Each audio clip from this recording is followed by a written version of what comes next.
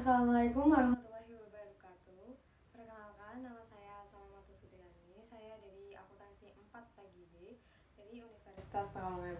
Nah, di sini aku mau bikin video pembelajaran tentang akuntansi keuangan lanjutan, yaitu ekuitas pemegang saham dengan subtema laba ditahan. Jadi materi yang saya akan bawakan, yang pertama itu ada laba ditahan. Laba ditahan merupakan sebagian atau seluruh laba yang dikelola perusahaan yang tidak dibagikan kepada para pemegang saham dalam bentuk dividen. Nah, setiap laba yang tidak dibagikan kepada para pemegang saham akan menjadi tambahan ekuitas pemegang saham dalam pembukuan. Laba tidak dibagi menunjukkan saldo sebelah kredit dan dalam laporan posisi keuangan disajikan di sebelah pasifa, kewajiban ditambah ekuitas, termasuk pada struktur modal. Kemudian selanjutnya ada pos-pos umum yang menaikkan atau menurunkan laba ditahan adalah sebagai berikut. Di sebelah kanan itu ada rugi bersih yang pertama, kemudian yang kedua penyesuaian periode sebelumnya atau koreksi kesalahan perubahan tertentu pada prinsip akuntansi. Kemudian yang ketiga ada dividen tunai atau scrip. Yang keempat ada dividen properti, yang kelima ada dividen saham, dan yang keenam itu ada beberapa transaksi saham treasury. Kemudian di sebelah kiri itu ada laba bersih, kemudian penyesuaian sebelumnya atau koreksi kesalahan, perubahan tertentu pada prinsip akuntansi, dan yang ketiga itu ada penyesuaian akibat kuasi organisasi. Laba ditahan dapat digunakan untuk yang pertama, ada pembayaran dividen kepada para pemegang saham. Kemudian yang kedua, penutupan kerugian. Yang ketiga, cadangan untuk tujuan tertentu. Dan keempat, rekapitulasi. Materi yang selanjutnya itu ada kebijakan dividen. Dividen merupakan transfer jumlah nilai dari perusahaan kepada pemegang saham atau pembagian laba ditahan kepada para ekuitas pemegang saham. Nilai yang ditransfer tersebut biasanya merupakan aktiva perusahaan, yaitu kas atau non-kas. Nah, penentuan jumlah dividen yang tepat harus dibayarkan berdasarkan atas akumulasi laba sesuai dengan hasil keputusan RUPS. Nah, perusahaan enggan untuk mengurangi atau mengakumulasi dividen. Namun, tidak selalu dividen itu dapat dibagikan kepada para pemegang saham, tergantung dari kondisi keuangan dari perusahaan yang bersangkutan. Selanjutnya ada jenis-jenis dividen. Yang pertama ada dividen tunai. Apa itu dividen tunai? Dividen tunai yaitu dividen yang dibayarkan kepada para pemegang saham berupa uang tunai. Berikut adalah contoh soal dari dividen tunai.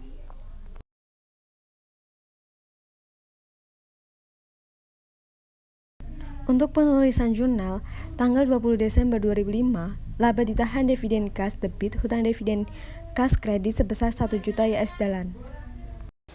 Untuk tanggal 28 Desember 2005, pencatatan dividen di jurnal dan hutang dividen kas debit kas kredit sebesar 1 juta USD.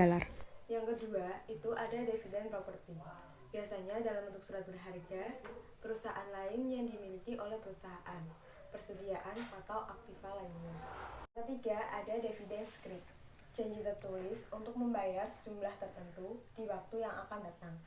Hal ini disebabkan saldo kas yang ada tidak cukup. Dividen ini biasanya berbunga atau tidak. Berikut adalah contoh soal dari dividen properti. Untuk jurnal pada tanggal 20 Desember 2005, laba ditahan dividen properti debit hutang dividen properti kredit sebesar 550.000 USD. Kemudian pada tanggal 20 Desember 2005, pencatatan keuntungan investasi saham PTX debit keuntungan yang belum direalisasi kredit sebesar 50.000 USD. Pada tanggal 28 Desember 2005, pencatatan dividen tidak ada jurnal. Kemudian 20 Januari 2006, hutang dividen properti debit dan investasi saham PTX kredit sebesar 550.000. Yang keempat ada dividen likuidasi. Adalah dividen yang sebagian merupakan pengembalian modal dan bukan dari laba ditahan. Berikut adalah contoh soal dari dividen likuidasi.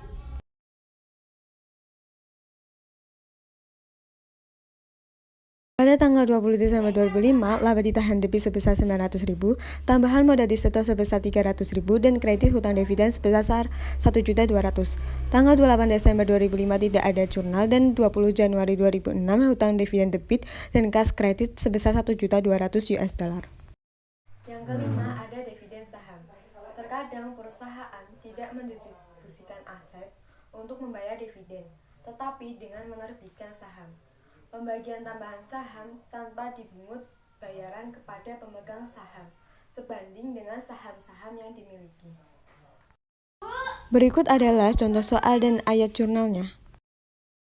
Akhir ada laporan ekuitas pemegang saham. Laporan ekuitas pemegang saham adalah laporan keuangan yang berisikan modal saham perusahaan dan perubahan yang terjadi terhadap saham perusahaan. Laporan ekuitas pemegang saham harus dilaporkan saat ada perubahan modal saham.